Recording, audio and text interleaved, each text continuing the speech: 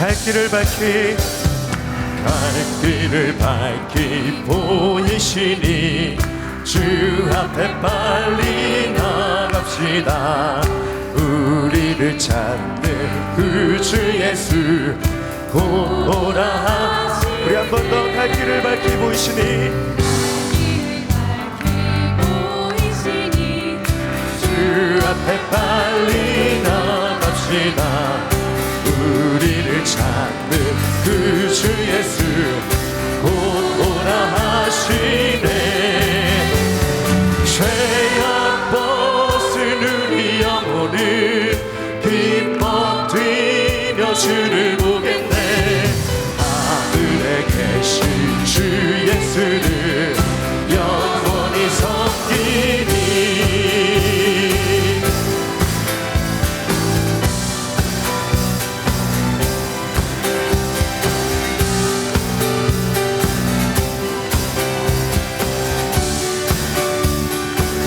우리 2절의 가사로 우리를 오라 하시는 말, 우리를 오라 하시는 말 기쁘게 듣고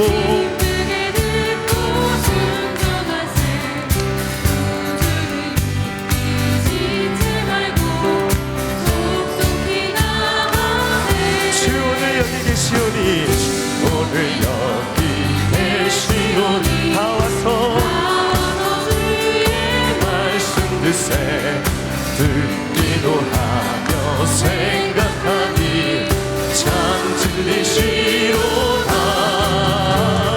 죄악 벗은 우리 영혼을 기뻐 뛰며 주를 보겠네.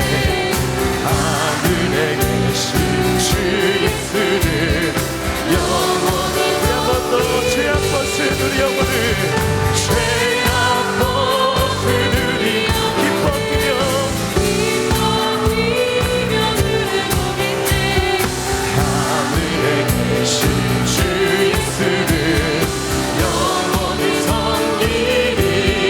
내게 강 같은 평화, 내게 강 같은 평화, 내게 강 같은 평화 넘치네. 내게 강 같은 평화, 내게 강 같은 평화, 내게 강 같은 평화 넘치네. 내게 바다 같은 사랑, 내게 바다 같은 사랑, 내게 바다 같은 사랑, 내게 바다 같은 사랑 넘치네. 내게 바다 같은 사랑, 내게 바다 같은 사랑, 내게 바다 같은 사랑 넘치네. 우리 마지막으로 내게 샘솟는 기쁨, 샘솟는 기쁨, 내게 샘솟는 기쁨, 내게 샘솟는 기쁨 넘치네.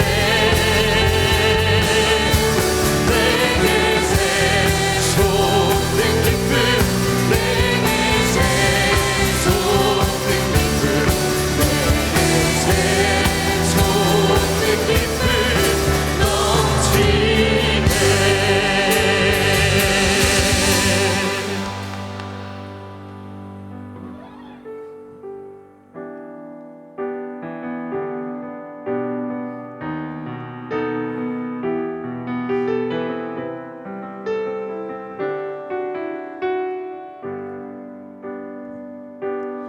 내 아버지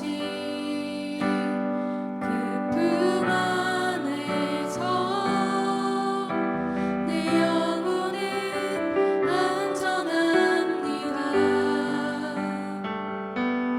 주 손길로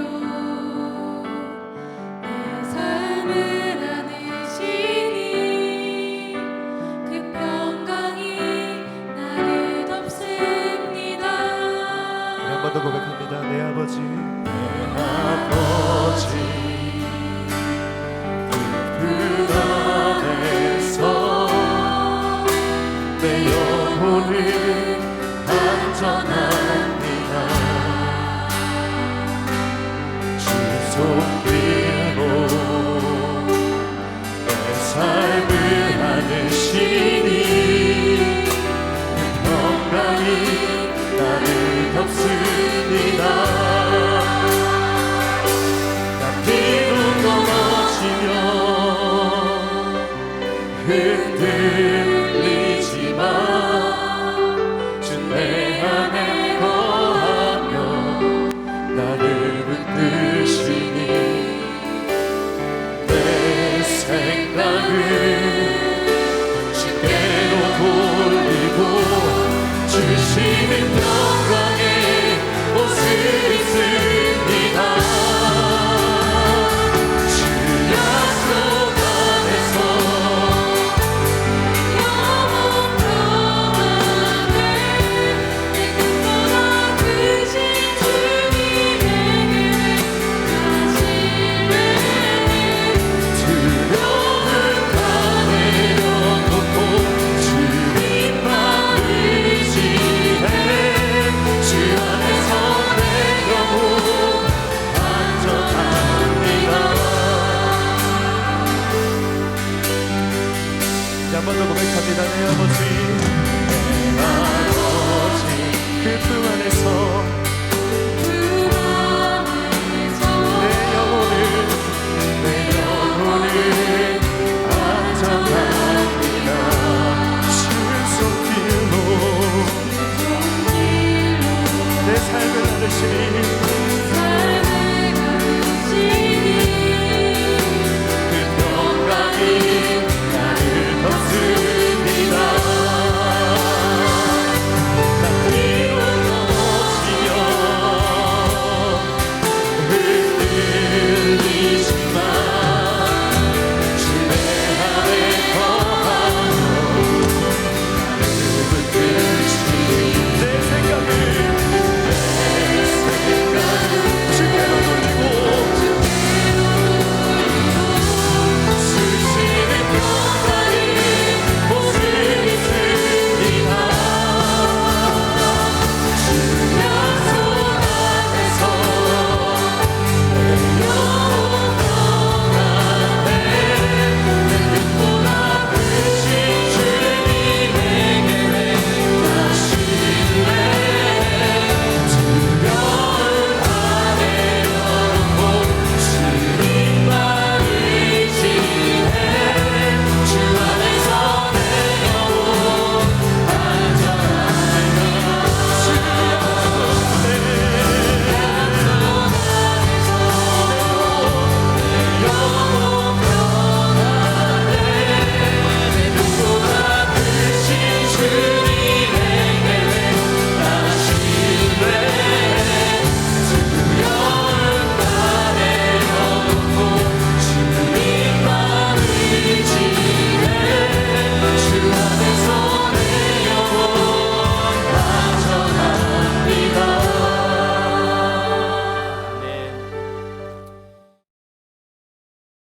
사랑과 은혜가 풍성하신 하나님, 지난 한 주간도 하나님 아버지의 보호하심으로 평안하게 안식하게 하시고 주님을 사모하는 마음으로 예배드리게 하시니 참 감사합니다. 이 시간 예배를 사모하여 고단하고 힘들었던 영혼과 육신을 주님께 온전히 내려놓고 마음을 엽니다. 주님, 저희를 받아 주시옵소서. 지난 주간 저희 생각과 힘만 의지하여 교만했던 불평과 편견 속에 입술을 사용했음을 용서해 주시옵소서. 오직 현장마다 주님의 영광이 있어야 할 자리에 있게 하여 주시옵소서. 사랑의 아버지, 한 해를 감사함으로 드리는 오늘은 추수감사주일로 지키고 있습니다. 한 해를 돌아보며 각자의 처소에서 승리한 첫 열매를 품고 이 자리에 온 주님의 백성들, 그 마음의 수고 위에 주님의 은혜가 넘치고 세상에서 빛과 소금의 역할을 잘 감당할 수 있게 성령님 기름 부어 주시옵소서. 긍휼이 풍성하신 주님, 이제 35년의 역사를 가지고 주 예수님의 이름에 힘입어 새 임직자를 선출하려고 합니다. 우리 모두 사는 날 동안에 주를 위해 살기를 원합니다. 임직이 계급이 아니며 말씀의 순종이요 신앙의 소망이 되어 삶의 기쁨이 되길 원합니다. 자원하는 대상자들을 아버지 힘 주시고 용기 주시옵소서. 우리들의 존경을 담아내는 아름다운 임직 공동이해가 되도록 도와주시옵소서. 좋으신 하나님, 우리 교회 다음 세대를 준비하는 교회학교 교사들이 많이 부족합니다. 선교사적 사명을 가지고 예수님의 가르침을 따라 사명을 감당할 교회학교 신실한 일꾼들을 많이 세워 주시옵소서. 주의 사랑으로 훈련받고 쓰시고자 할 때 아멘으로 순종하게 하여 주시옵소서.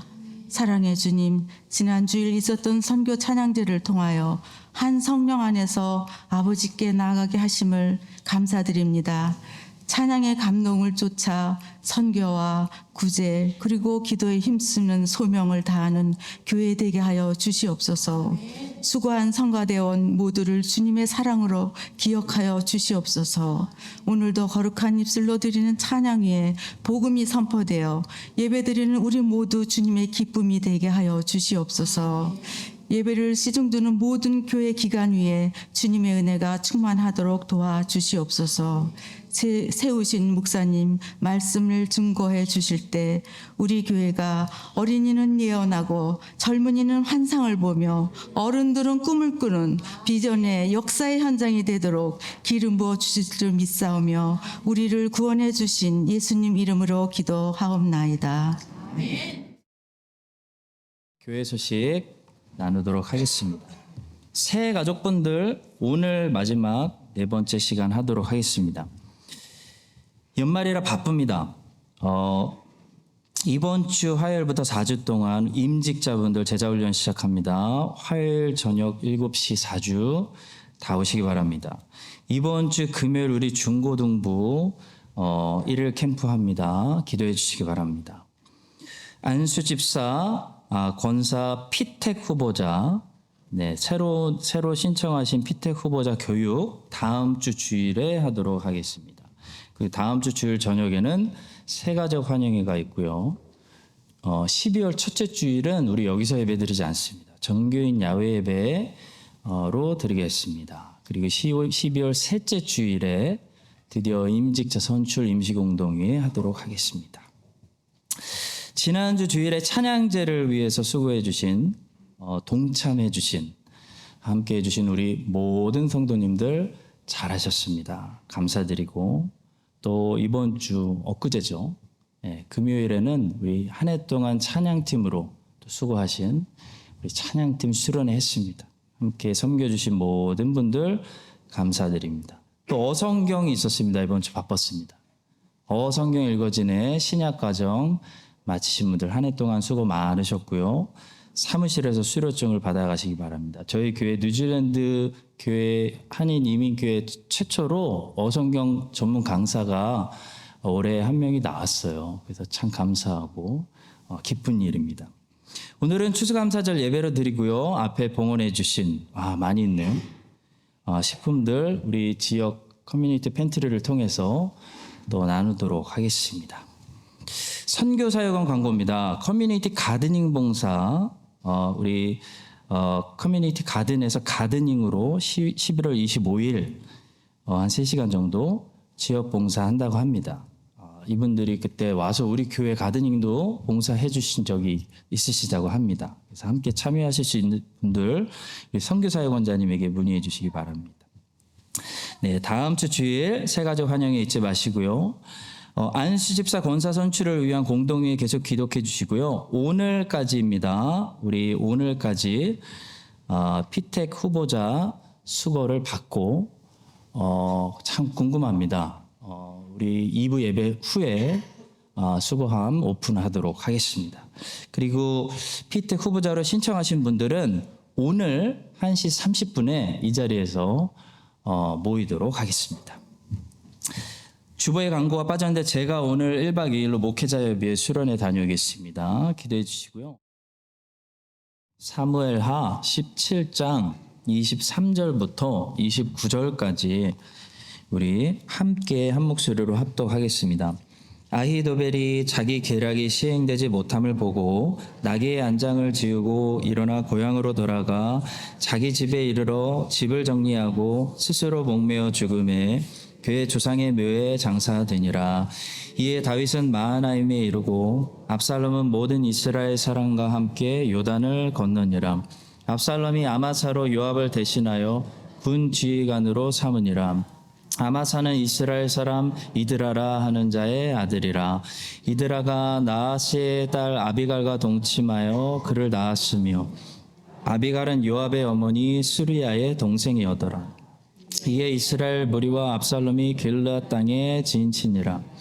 다윗이 마하나임에 이르렀을 때에 암몬 족속에게 속한 랍바 사람 나하스의 아들 소비와 로데발 사람 암미엘의 아들 마길과 로글림 길르앗 사람 바르실레가 침상과 대야와 질그릇과 밀과 보리와 밀가루와 볶은 곡식과 콩과 팥과 볶은 녹두와 꿀과 버터와 양과 치즈를 가져다가 다윗과 그와 함께한 백성에게 먹게 하였으니 이는 그들 생각에 백성이 들에서 시장하고 고나여 목마르겠다 함이더라. 아멘.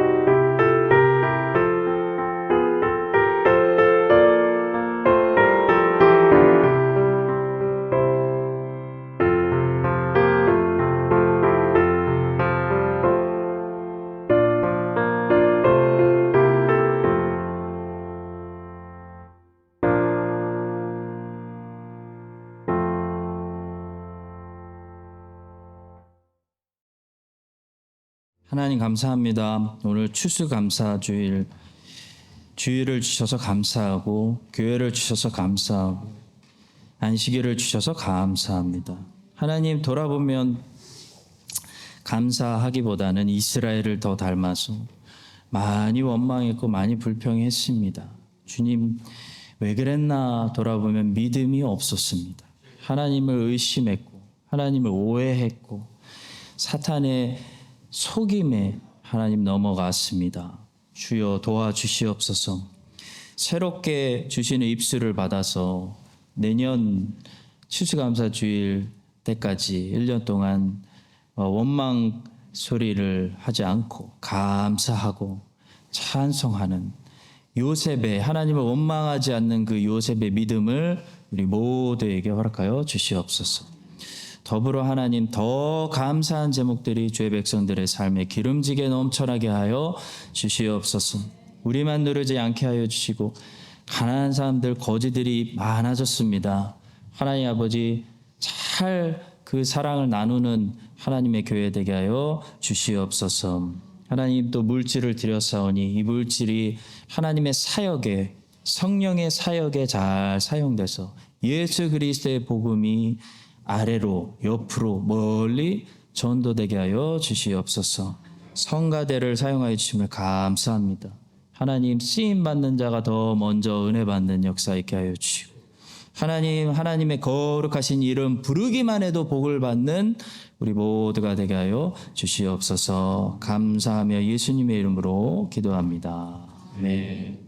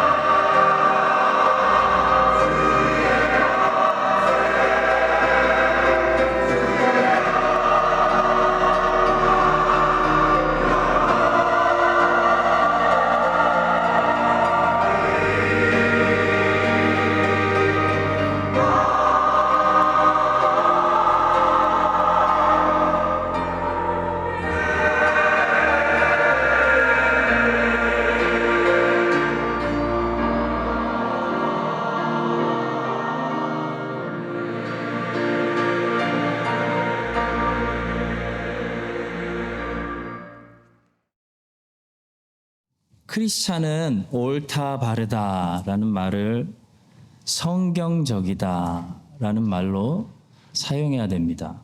하나님의 자녀에게는 성경적인 것이 옳은 것이고 비성경적인 것은 아무리 친절해 보이고 아무리 나이스해도 틀린 것이기 때문에 결국에는 해롭다라는 것을 믿어야 됩니다. 오늘은 무엇이 참 지혜인지, 무엇이 참 가족인지, 무엇이 참 사회정의인지 성경을 통해서 이것의 개념을 바르게 정의하는 그런 시간을 갖도록 하겠습니다. 자, 먼저 첫 번째로 참 지혜를 보겠습니다. 세상 지혜는 자신에 대해 긍정적인 생각을 증가시키는데요. 참 지혜는 나를 부인하고 하나님을 인정하는 생각을 증가시킵니다. 오늘 본문에 보시면 아이도벨이 자살했습니다. 아이도벨은 충동적으로 자살하지 않았습니다. 보시면 나귀를 끌고 고향으로 돌아가면서 충분히 생각했고 집까지 싹 청소해 놓고 깔끔하게 목매달아 죽었습니다. 여러분, 유대인들이 똑똑하잖아요. 근데 그 중에서도 제일 똑똑한 최고의 지성 아히도벨이 진지하게 고민하고 내린 최종 결론이 자살이었습니다. 왜 그랬을까요? 어떤 성경학자는 아히도벨이 아마도 무시를 당하는 것을 참지 못하고 경멸과 모욕을 느꼈기 때문일 것이다 라고 말했습니다. 성경도 이 사실을 지지하고 있는 것 같아요. 본문 23절은 이 이유 때문에 아히도벨이 갑자기 쿠데타를 멈추고 짐 싸들고 집에 갔다 라고 말하고 있습니다. 아히도벨이 자기 계략이 시행되지 못함을 보고 자기 안이 채택되지 않음을 보고 내 생각이 채택되지 않음을 보고 쿠데타 멈추고 사역 멈추고 그만두고 짐 싸들고 갔다는 거예요. 아히도벨은 어떤 사람이냐면요, 자기 주장이 무시당하는 것을요 견디질 못했어요. 압살롬이 이번에는 아히도벨의 작전이 아니라 후세 작전으로 가자 했을 때 아히도벨은 자기가 무시당한다고 생각했어요. 자기가 망신당했다고 느꼈습니다. 아히도벨은 모욕감, 수치심, 경멸감을 이기지 못하고 자살했어요. 여러분, 세상 지식은 우리를 어떻게 만들까요? 세상 지식은 우리에 대해서 긍정적으로 생각하게 만듭니다. 그래서 세상 지식이 많이 들어갈수록 우리의 자존감이 높아져요. 나는 잘난 사람이야. 나는 대단한 사람이지. 나는 공부를 많이 한 사람이야.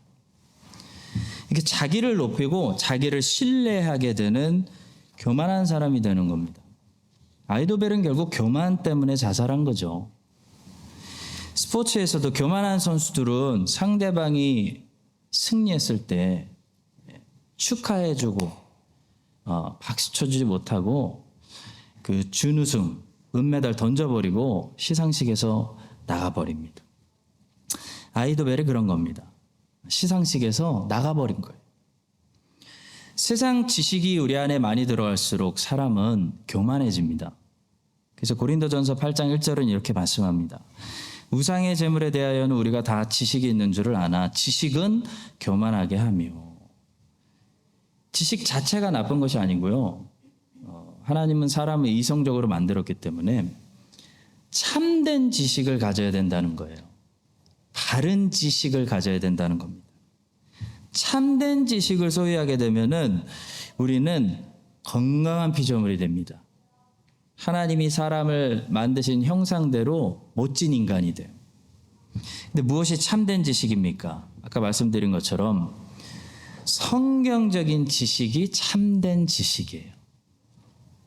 성경을 통해 하늘에서 밑으로 계시된 지식, 그 참된 지식을 가질 때 사람은 교만해지는 것이 아니고 오히려 건강해집니다.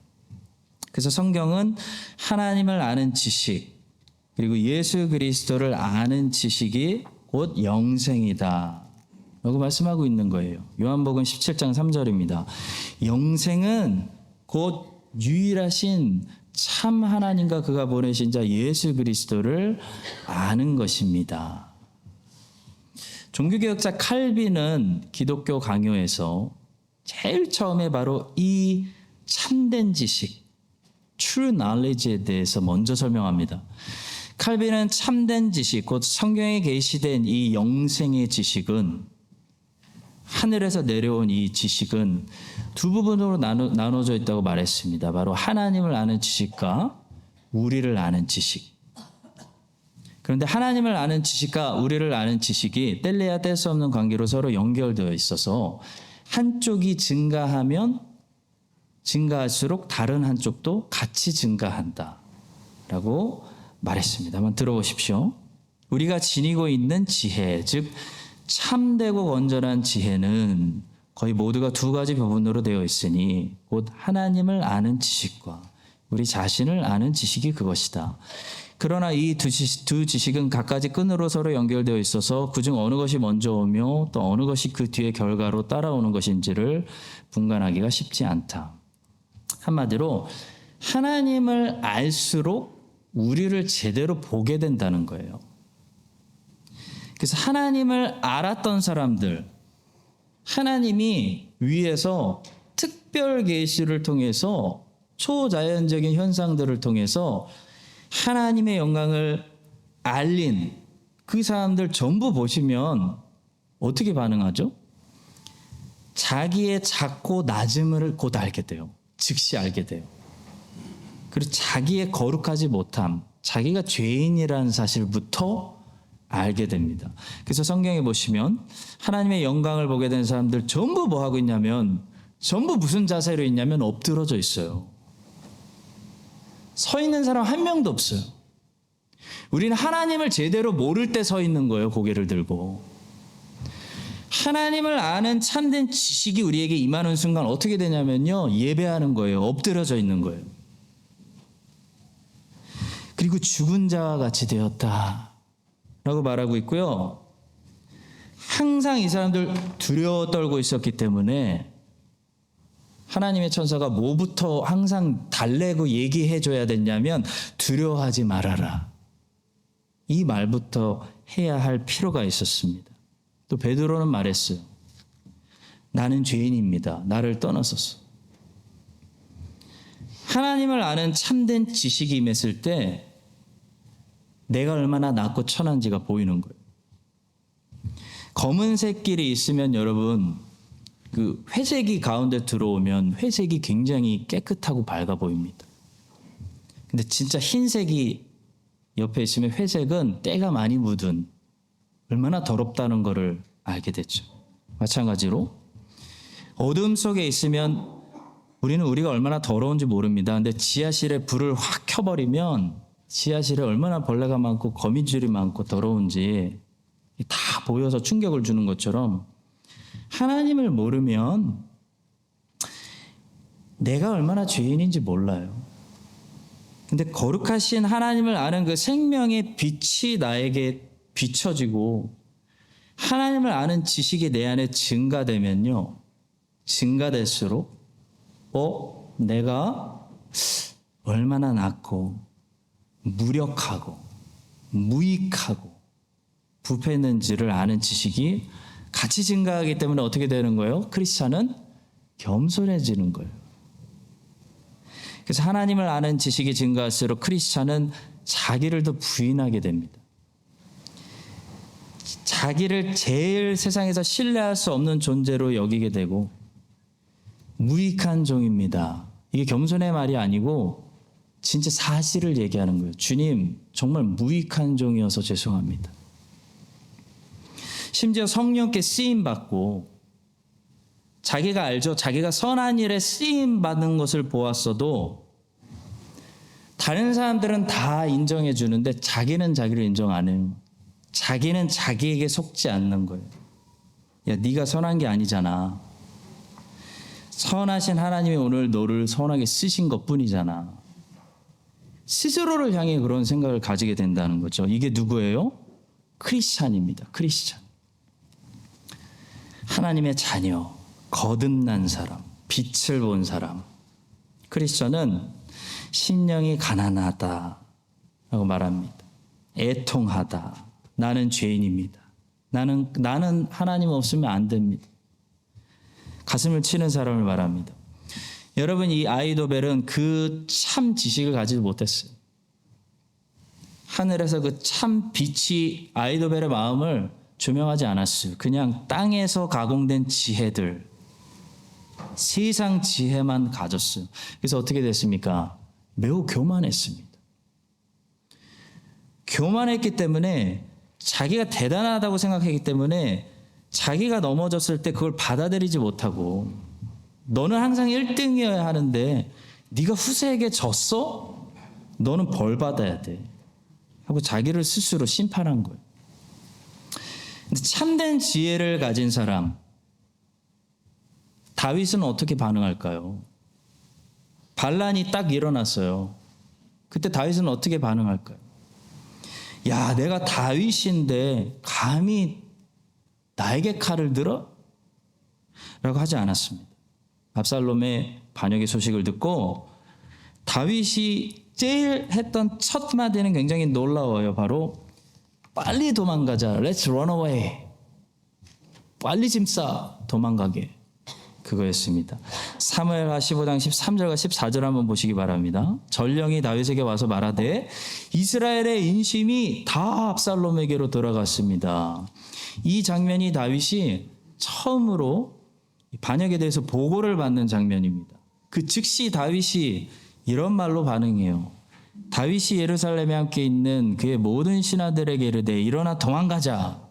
그렇지 아니하면 우리 중 한 사람도 압살롬에게서 피하지 못하리라. 빨리 가자. 두렵건대 그가 우리를 급히 따라 우리를 해하고 칼날로 성읍을 칠까 하노라. 이것이 다윗이 자기 자리가 침범당할 때 했던 반응입니다. 그 지키려고 안 하고 내가 죽을 때 죽더라도 내 자존심을 지키리라. 안 하고요. 빨리 도망가려고 그랬어요. 다윗이 빨리 도망갈 수 있었던 것은요. 바로 이 한 가지 생각 때문이에요. 여러분, 이 한 가지가 항상 감히 내가 누군데 나를 무시해? 라고 반응하게 하든지 아니면 당신이 빨리 가져가세요. 그동안 제가 좀 민폐였습니다. 당신이 저보다 훨씬 잘할 겁니다로 반응할 건지를 이 한 가지가 결정하는 거예요, 여러분. 이 한 가지가 무엇입니까? 바로 사람이 스스로에 대해서 어떻게 판단하고 있느냐예요. 바로 자기 자신에 대한 지식에서 어떻게 반응할 건지가 판가름 나는 거예요. 다윗은 기분 나빠하지 않았어요. 모욕감을 느끼지도 않았어요. 빨리 왕자리를 내어주고 떠나려고 그랬어요. 왜냐하면 항상 다윗은 자기 자신을 어떻게 판단하고 있었어요, 여러분. 시편을 보니까. 나는 여기 앉아있을 자격이 없는 사람이지. 이새의 아들, 자기 자신을 이새의 아들이라고 낮춰서 불러요, 다윗은. 이새의 말째 아들. 사람들은 나를 뭐 대단한 사람으로 생각하는데 하나님의 은혜와 능력으로 그때 골리앗도 이기고 야, 내가 하나님의 은혜로 지금까지 기적적으로 생존한 거지. 여호와의 종으로 나는 잠깐 주님의 나라를 위해서 봉사하고 있는 거지. 나 왕 아닙니다. 하나님이 왕이십니다. 이 생각이 시편에서 그렇게 우리가 흔히 찾을 수 있는 다윗이 스스로 다윗을 판단했던 지식이에요. 이게 있는 사람은요, 당신 그 자리에서 나오세요. 당신보다 이 사람이 더 잘할 것 같아요. 당신 안보다 저 안이 더 나은 것 같아요. 했을 때 모욕감을 느끼지 않아요. 다윗은 그러면 어디서 이런 자기 자신에 대한 참된 지식을 얻었을까요? 바로 다윗이 하나님을 아는 참된 지식을 얻었기 때문에 객관적으로 자기를 보게 된 거예요. 하나님을 아는 지식이 다윗 안에 증가되었기 때문에 자기가 얼마나 낮고 얼마나 부족하고 얼마나 은혜로 이 자리에 있는지를 다윗은 본 거예요. 성도 여러분, 성경을 우리가 알면요, 이 참된 지식을 성령이 주세요. 하늘에서 내려오는 지식, 하나님을 아는 지식. 하나님을 아는 참된 지식을 받으면 우리는 어떻게 되냐면 점점 더 겸손해져요. 겸손해지는 거예요. 겸손해져야 되는 거예요. 그러나 세상 지식은 공부 많이 하면 땅에 있는 이 아리스토텔레스처럼 세상의 철학으로 공부하면요, 우리를 교만하게 만들어요. 아이도벨처럼 되는 거예요. 난 다 알고 있어. 목사님, 전 다 알고 있어요. 그래서 안 나와요. 여러분, 주님은 자기를 부인하라고 했습니다. 우리 보고. 우리는 우리를 부인하고 주님만 인정하는 사람들로 따라오라고 초대장을, 부르심을 받았습니다. 여러분과 제 안에 날마다 이 참된 지식을 하나님께서 성경을 통해 풀어주셔서 참된 지식이 내 안에 들어와서 내가 나를 더 겸손히 부인하게 되고, 오직 내 인생에 선한 건 다 하나님이 하신 거잖아요. 하나님을 인정하고 그리스도를 자랑하고 그리스도만 드러내는 그런 겸손해지는 하나님의 백성들 우리가 다 될 수 있기를 주님의 이름으로 축복합니다. 자, 두 번째로 오늘 참된 가족에 대한 정의를 생각해 보게 됩니다. 예수님께서는 신약 성경에서 놀라운 말씀하세요. 야, 이제부터 참된 가족의 정의를 발표한다. 참된 가족의 정의는 더 이상 혈육의 관계가 아니라 예수님을 따라가며 하나님의 뜻대로 행하며 같은 성령을 마음에 모시고 있는 예수님의 팔로워들이 뉴 패밀리다 라는 놀라운 정의를 주십니다. 누가복음 8장 19절부터 21절의 말씀을 한번 보시기 바랍니다.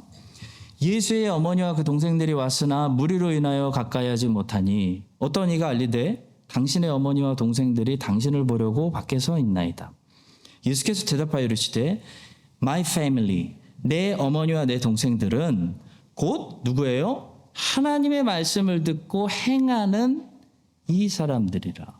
그러니까 예수님을 따라가고 있는 이 사람들. This is my family 라고 선포하신 거예요.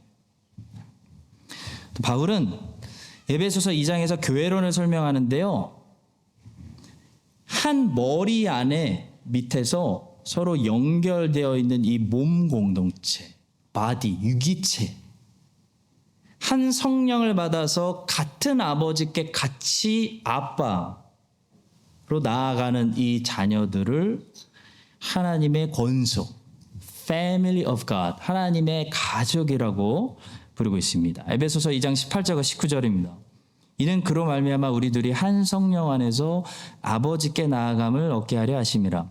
그러므로 이제부터 너희는 외인도 아니요 나그네도 아니요 오직 성도들과 동일한 시민이요 하나님의 가족이라, 권속이라. 여러분, 아버지가 같으면은 형제, 가족인 거잖아요. 그렇죠? 저는 하나님을 아버지라고 부르는데 혹시 여러분들은 하나님을 아저씨라고 부르나요? 아니죠. 아버지로 부르시죠. 같은 하나님을. 그럼 패밀리인 거예요. 이것이 신약 성경이 가르치는 뉴 패밀리, 진정한 의미의 가족, 혈과 육을 초월하는, 넘어서는 진정한 영생할 이 해피 가족의 개념입니다. 자, 오늘 우리는 이 본문에서 혈과 육으로 연결되어 있는 가족의 한계를 보게 돼요. 한계. 본문에 많은 사람들이 나오는데요. 이 사람들이 지금 뭐 다윗 편에 있거나 압살롬 편에 있어서 서로 분쟁하고 전쟁하고 있는데요. 사실 본문에 나오는 이 사람들이 전부 놀랍게도 혈육이에요. 가족이에요, 가족. 본문 25절 한번 보시겠습니다. 압살롬이 아마사로 요압을 대신하여 군 지휘관으로 삼으니라. 아마사는 이스라엘 사람 이드라라 하는 자의 아들이라. 이드라가 나하스의 딸 아비갈과 동침하여 그를 낳았으며 아비갈은 요압의 어머니 수르야의 동생이더라. 복잡하죠? 복잡한 말씀 정리해 드리겠습니다. 요압의 어머니는 수르야라는 말이고요. 아마사의 어머니는 아비갈이라는 말이고요. 수르야와 아비갈이 sisters, 자매라는 말입니다. 쉽죠? 네. 근데 역대상 2장 16절과 17절을 보시면요. 저 스루야라는 여인과 아비갈이라는 여인이 또 누구의 시블링이라고 말하냐면 다윗의 시블링, 다윗의 sisters, 누나들이라고 말해요. 역대상 2장 13절부터 17절까지는 2세의 자녀들, 다윗의 brothers and sisters를 적어놨습니다. 한번 보시겠습니다. 2세는 맏아들 엘리압과 둘째로 아비나답과 셋째로 시므아와 넷째로 느다넬과 다섯째로 라떼와 여섯째로 오셈과 일곱째로 다윗을 낳았으며 이제 아들들 끝났어요. 이제 딸들 나와요. 그들의 자매는 수르야와 아비갈이라. 수르야의 아들들은 아비세와 요압과 아사헬 삼형제요. 아비가일은 아마사를 낳았으니 아마사의 아버지는 이스마엘 사람 얘들이었더라. 그러니까 아마사의 아버지를 적어놓은 거는 아비갈이 이스마엘 사람한테 시집 가서 갔기 때문이에요. 그래서 아마사는 아무래도 아비세, 요셉, 요압, 아사엘로부터 좀 차별을 당했을 수도 있을 것 같아요. 니네 아버지는 이스마엘 사람이잖아요. 자, 그러니까 결론적으로 수르야와 아비가일은 다윗의 누나들이고요. 수르야가 낳은 아비세, 요압, 아사엘은 다윗의 조카가 되는 거예요. 나이는 다윗하고 비슷했을 거예요. 근데 다윗의 조카입니다. 아마사도 다윗의 조카예요. 한마디로 이 사람들 전부 다윗의 가족이에요, 가족. 여러분, 압살롬은 누굽니까? 다윗의 아들이에요, 아들. 근데 아들이 아버지하고 원수돼서 싸우고 있고 친척끼리 지금 서로 나뉘어서 싸우고 있는 거예요. 전쟁하고 있는 거예요. 이것이 혈육의 가족의 한계를 우리가 보고 있는 거예요. 여러분, 가족이 평안하십니까? 가족이 평안할 수가 있어요. 평안한 가정이 있어요. 근데 이것이 개입되면 그 평화가 깨지고 갑자기 그 가정에 전쟁이 일어날 수가 있어요.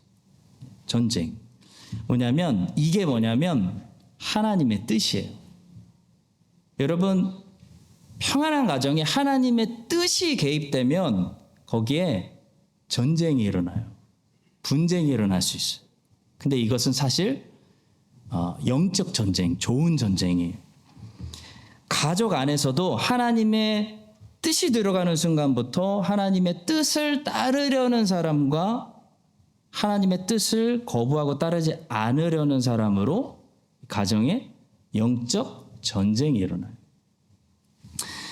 가족 안에서도 이렇게 지금 다윗의 가족인데 하나님이 세우신 하나님의 뜻대로 다윗을 따르려는 사람이 있었죠. 또 그 하나님의 뜻을 거부하고 압살롬을 따르면서 하나님의 뜻에 반역하는 사람들. 2세의 가정이 쫙 갈라지잖아요. 하나님의 뜻이 들어가면 하나님의 뜻이 무시하고 살면 가정이 평안해요. 근데 가족 중 한 명이 예수를 믿어버렸어요. 하나님의 뜻이 들어가요. 그러면 분쟁이 일어나는 거예요. 남편은 예수를 따르려고 하는데 아내가 세상을 너무 좋아할 수 있어요.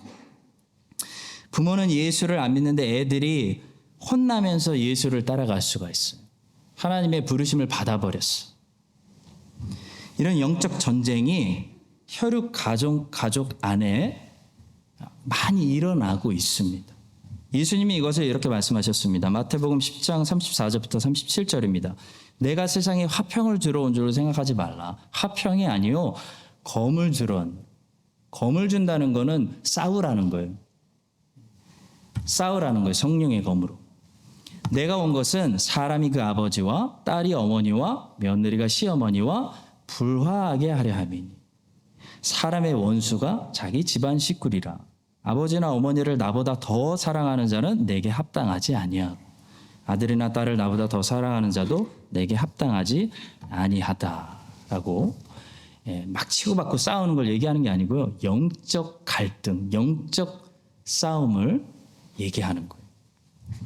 여러분 초대교회 때 예수님은 투 네이처가 있는 거거든요. 완벽한 신성과 완벽한 인성, 완벽한 하나님, 완벽한 사람. 근데 그 예수님의 사람됨, 인성만 인정하고 예수님의 신성을 인정하지 않는 아리우스주의라는 대이단이 있었어요. 그래서 로마 제국의 온 교회가 이 아리우스주의자들과 그렇지 않은 자들로 쫙 갈렸어요. 한 100년 동안. 자, 그때 로마 제국의 황제가 콘스탄틴 황제였는데 콘스탄틴 황제는 신학적인 이슈보다는 교회 연합의 이슈 때문에 니케아 공의회를 소집했어요.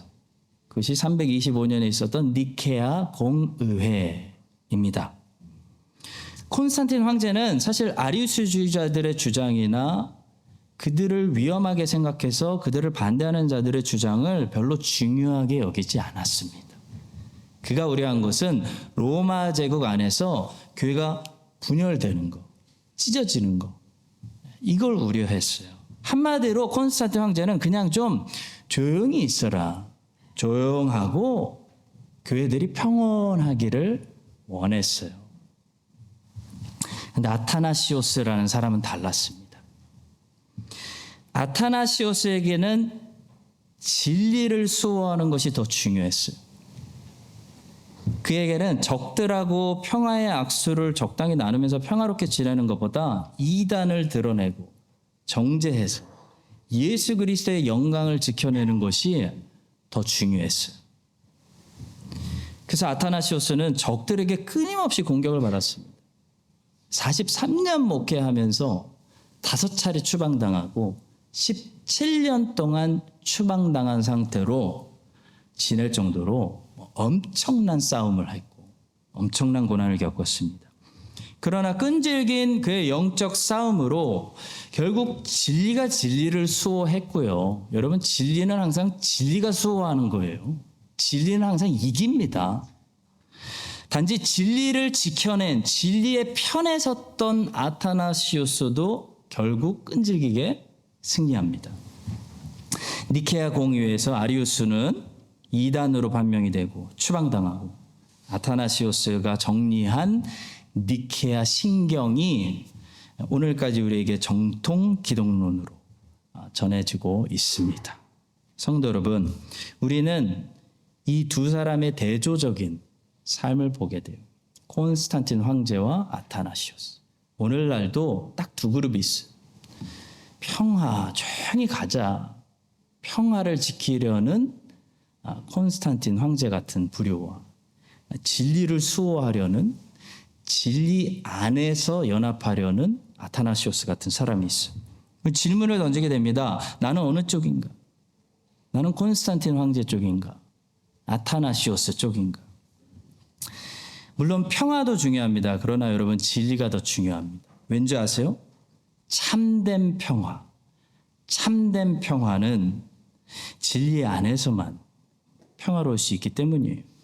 적들과 타협하는 것은, 손잡는 것은 참된 평화가 아니기 때문이에요. 연합도 중요해요. 연합 중요합니다.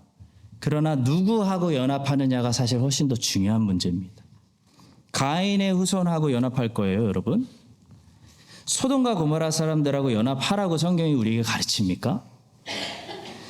성경은요, 창세기는 뭐라고 말하냐면 하나님의 아들들로 불리는 셋 계열의 거룩한 후손들이 하나님을 떠난 무신론자들, 하나님의 사람의 딸들로 불리는 가인의 후손들하고 연합하기 시작했을 때 홍수 심판이 왔다고 말해요. 성경은 이스라엘이 언제 심판받았다고 말합니까? 우상을 섬기고 있는 이방 나라들하고 섞이고 혼인하고 연합할 때 심판이 왔다고 얘기를 합니다. 신약 성경은 뭐라고 얘기해요? 빛의 자녀들이 어둠의 자녀들과 연합할 수 없다고 말합니다. 신약 성경은 평화보다는 오히려 엄청난 전쟁과 싸움을 하라는 말씀하는 부르심하는 구절들이 훨씬 더 많아요. 신약 성경이 그려주는 교회의 모습은 전투하는 교회, 싸우는 교회, 마귀하고 사탄하고 사도들은 사도행전에서 진리, 다른 복음하고 유대주의자들하고 영지주의하고 뭐하고 있어요? 전쟁하고 있어요. 진리를 수호하기 위해서, 복음을 지키기 위해서 싸우고 있다고요. 사탄하고 마귀하고 화평하는 것은 배교입니다. 배교. 이 포스트 모더니즘 세상은 뭐가 문제냐면 혼합을 자꾸 연합이라는 말로 은근슬쩍 사용하고 있다는 게 문제예요. 그 사람들이 혼돈합니다. 연합하자는데 무조건 좋은 거 아닌가? 연합 좋은 거죠. 근데 문제는 이게 사실 연합이 아니라 혼합이잖아요. 섞는 거잖아요.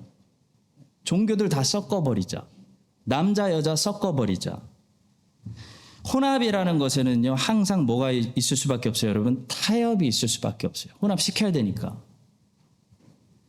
혼합은 그래서 진리를 100% 훼손시키고 포도주에 물을 탈 수밖에 없는 거예요.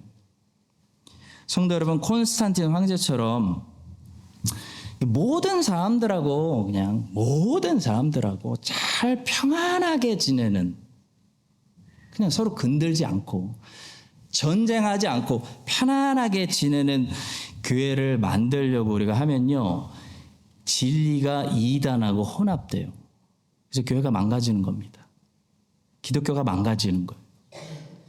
왜냐하면 이 눈에 보이는 이 가시적인 교회는 하나님의 자녀들만 오지 않아요, 여러분.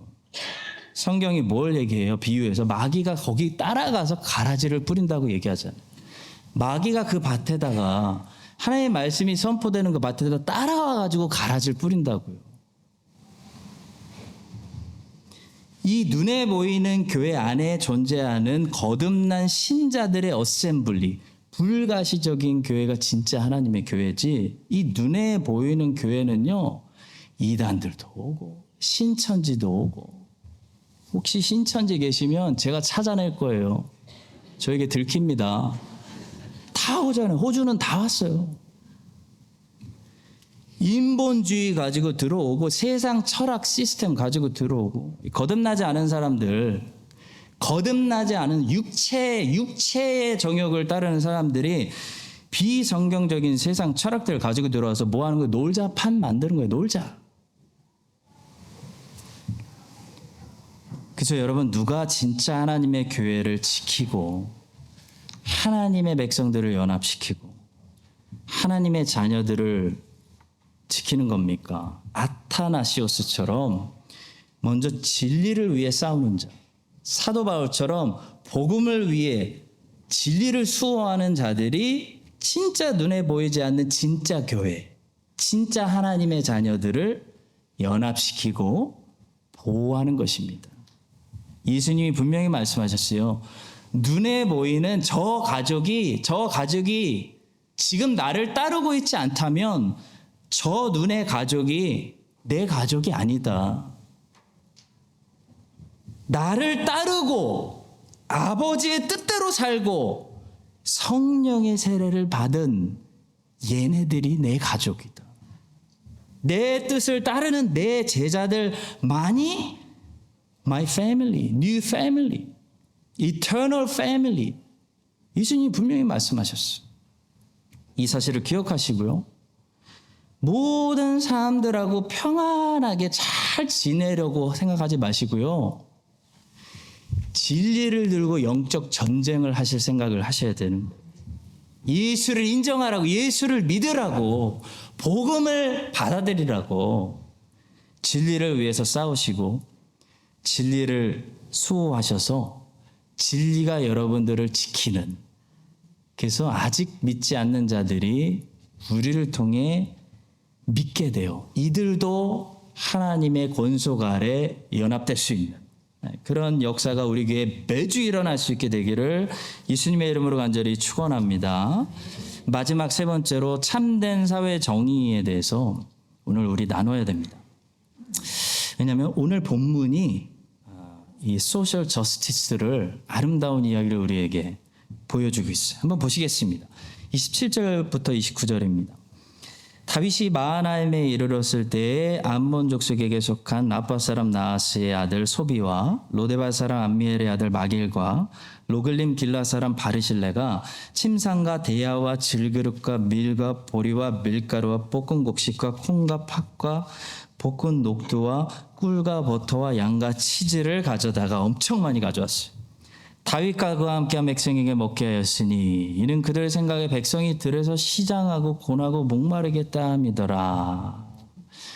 어제 주유소를 갔는데 주유소를 가는 곳마다 거지들이 많더라고요. 이제 우리가 피딩해야 되는, 돌봐야 되는 배고픈 사람들이 많아졌어. 어떤 분은 깜짝 놀라 막 울어요. Can you please help me? 그러면서 울더라고. 그래서 다행히 캐시가 있어서 이렇게 좀 했더니 너무 고맙다고 막 울어요. 여러분, 경제가 어려워지면서 오늘 이 말씀이 우리가 굉장히 중요해요.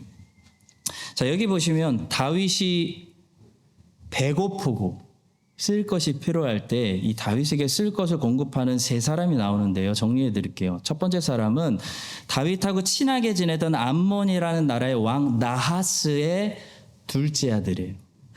소비. 자, 첫째 아들은 나쁜 놈이었어요. 한운이라는 사람이었는데 그 한운이 자기가 왕이 되자마자 뭐 했냐면 다윗이 축하해 주려고 사절단을 보냈는데 한운이 그들을 정탐꾼으로 의심해가지고 이 사절단에, 다윗의 사절단의 수염과 옷자락을 잘라버렸어요. 기억나시죠? 네.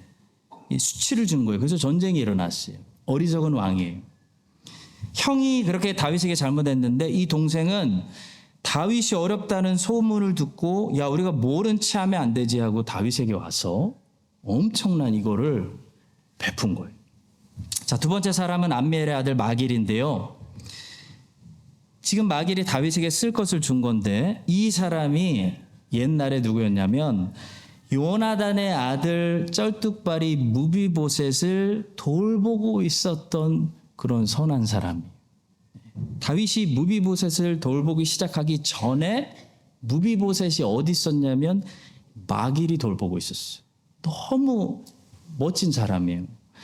귀한 사람이요. 9장 4절 보시겠습니다. 왕이 그에게 말하되 그가 어디 있느냐 하니 시바가 왕께 아뢰되 고드발 암미엘의 아들 마길의 집에 있나이다. 일단 마길이라는 항상 구제하는, 불쌍하게 보는 그런 선한 사람들이 있습니다. 마지막 세 번째 사람은 큰 부자예요. 엄청난 부자고 80이 넘은 늙은 사람인데요. 바르실레라는 이 할아버지가 다윗을 도왔어요. 근데 이 충성된 바르실레 이야기는 나중에 19장에 나와요. 그래서 그때 가서 말씀드리겠습니다. 이렇게 세 사람이 구제가 필요한 다윗을 오늘 구제했고요. 이 모습이 하나님이 기뻐하시는 정의로운 모습입니다. 하나님이 이것을 정의라고 부르는데 왜 정의라고 부르는지 이따 뒤에서 설명드리겠습니다. 여러분, 한쪽 극단을 보고 경악해가지고 반동되어 튕겨나와서 반대쪽으로 또 다른 극단이 되는 경우를 우리가 많이 목격하고 있습니다. 그래서 세상이 자꾸 양극화되는 거예요. 여러분, 나라마다 정치도 양극화되죠. 가운데가 없어지고 있어요.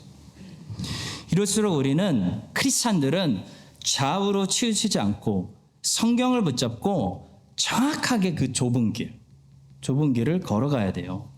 우리는 물론 하나님 없는 무신론적 철저한 세속적 인본주의자들이 인권 하는 소리에 좀 놀랬어요. 우리는 그들이 기독교의 이름으로 동성애를 지지하고 합법화시키며 남자들이 여장하고 나오는 모습에 모두 경악한, 정상적인 사람이라면 경악한 세대입니다. 근데 그런 반동으로 우리는 이제 인권이라는 소리만 들어도 두려워하기 시작했어요. 마치 인권 자체가 악한 것으로, 인권 자체가 비성경적인 것으로 우리가 받아들이기 시작했다는 거예요. 그래서 급보수파는 아예 구제 활동이나 소셜 저스티스 멀리하고 말았어요. 그래서 이제 교회에서 더 이상 구제에 대한 성경의 가르침, 구제에 대한 성경의 가르침 자체를 가르치지 않으면서 사회정의라는 단어, 꼭 금지된 단어로 보수였던 사람들이 급보수로 가버린 거예요. 그리고 이렇게 얘기합니다. 교회는 예배만 드리고 성경 읽고 선교만 하는 곳입니다. 우리는 구제하지 않을 거예요. 우리는 사회정의에는 무관심할 겁니다. 그것은 급진보자들이 하는 일이며 그것은 비성경적인 일이고 그것은 동성애 지지하는 자들이 하는 일이기 때문입니다. 이렇게 보수 쪽에 있던 교회들이 경악해가지고 튕겨나가서 급보수로 가버리는 그런 일이 벌어졌어요.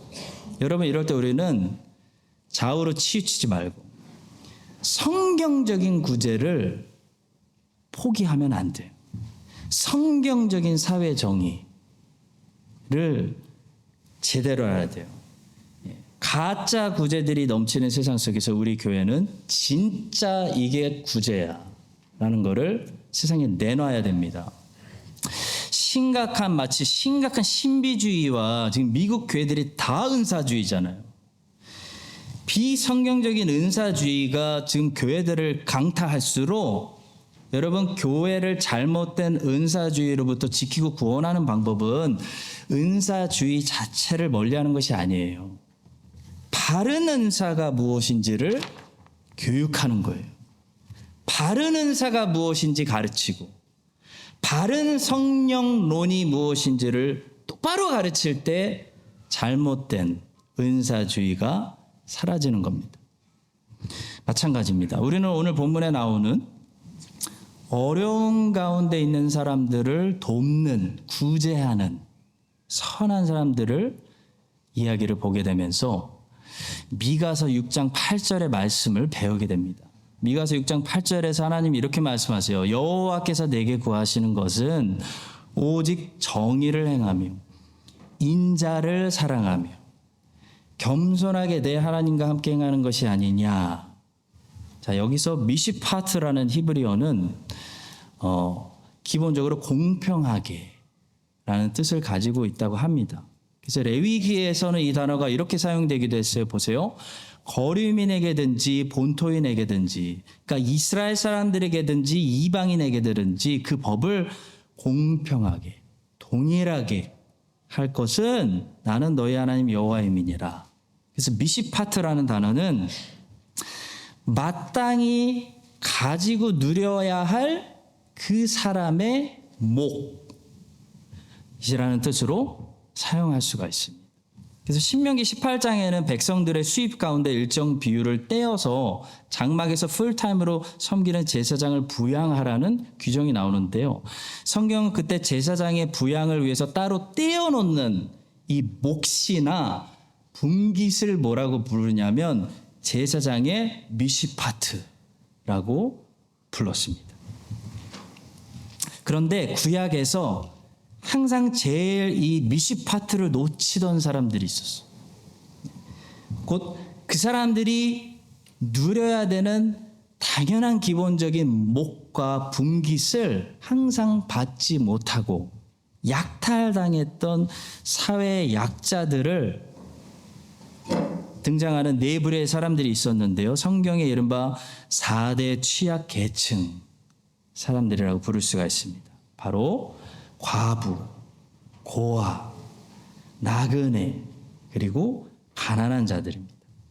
스가랴 7장 9절과 10절 말씀입니다. 만군의 여호와가 이같이 말하여 이르시기를 너희는 진실한 재판을 행하며 서로 인애와 긍휼을 베풀며 과부와 고아와 나그네와 궁핍한 자를 압제하지 말며 서로 해하려고 마음에 도모하지 말라.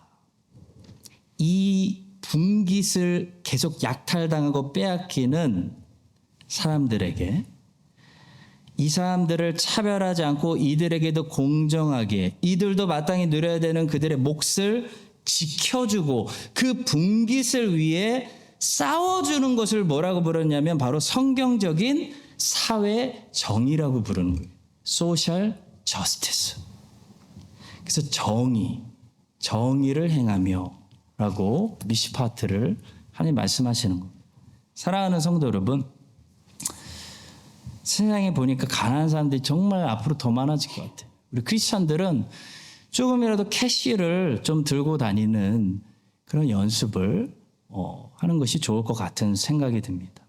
우리는 이 거룩한 명령을, 사회 정의를 그동안 가짜 기독교인들, 무신론적인 세속적 인본주의자들이 해오는 것을 너무 많이 보고 경악을 했어요. 이제 교회가 그들에게서 이 거룩한 명령을 다시 되찾아와서 바르게 실천해야 되는 그런 때가 온 것 같습니다. 하나님 없는 인권 운동은요, 여러분 거짓이에요. 결국 실패하고요. 하나님 없는 인권, 무신론적 인권 운동은 이상한 걸 보호하기 시작해요, 여러분. 동성애를 보호하기 시작해요. 범죄자를 보호하기 시작해요. 뉴질랜드의 계란이 10불이라고 제가 형한테, 우리는 그 닭권을 보호하기 위해서 사람들이 고통을 감수하고 있어. 우리나라는 쥐권, 쥐의 그 권리를 보호하기 위해서. 여러분, 하나님 없는 무신론적 인권 운동은요, 엉뚱한 걸 보호해요. 피해자를 보호해야죠. 도둑을 보호한다니까요. 하나님 없는 인권 운동은 항상 실패적이고 결국 사람들을 잘못 인도해서 복음을 전하지 않기 때문에 어디 갑니까? 지옥에 가는 거예요. 하나님은 이 일을 고아와 과부와 나그네와 궁핍한 자, 이 일을 교회에게 맡기셨어요. 그래서 여러분들 이렇게 나누시려고 오늘 추수감사주의를 이렇게 굉장히 여러분 이 커뮤니티 팬트리를 우습게 보시면 안 돼. 이거 의지하는 사람들 많아요, 이 동네. 교회에게 맡기셨습니다. 주님께서 교회에게 맡겨주신 복음전도, 선교하는 교회, 영혼구원과 함께 사회 정의, 약자들 돌보기, 약자들 지켜주기 함께 해가지고 이 불쌍한 약자들에게 우리가 이 가난한, 억울한, 약탈당하는 세상에서부터 우리가 사랑으로, 복음으로 이들을 천국까지, 아버지 계신 곳까지 잘 인도할 수 있는 그런 크라이스트처치 한인장로교회 되시기를 예수님의 이름으로 간절히 축원합니다. 하나님 아버지, 오늘은 우리 교회가 참된 지혜와 참된 가족의 의미와 참된 사회 정의에 대해서 주님 말씀을 묵상했습니다.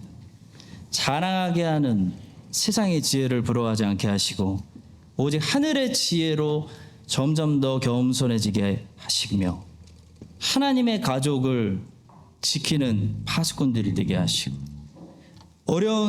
다윗이 어려울 때 다윗을 먹였던 이 선한 사람들처럼 주님이 기뻐하시는 성경적인 사회 정의를 실천해 이 땅 크라이처치에 배고파 신음하고 있는 사람들을 많은 사랑과 양식으로 복음으로 먹이는 저희 교회가 될 수 있도록 더욱더 성장하게 하여 주시옵소서. 예수 그리스도의 이름으로 기도합니다. 아멘. 이제는 우리 교회의 머리가 되시는 예수 그리스도의 은혜와 약자들의 피난처가 되시는 하나님 아버지의 무한하신 사랑과 우리를 하나 되게 하신 성령 하나님의 교통하심이 오늘 추수감사주일에 하나님께 먼저 감사드리며 가난한 이웃들과 작은 사랑 나누기를 소원하는 모든 거룩한 주의 백성들 위해 이제부터 영원까지 함께 하시기를 간절히 축원드립니다. 아멘.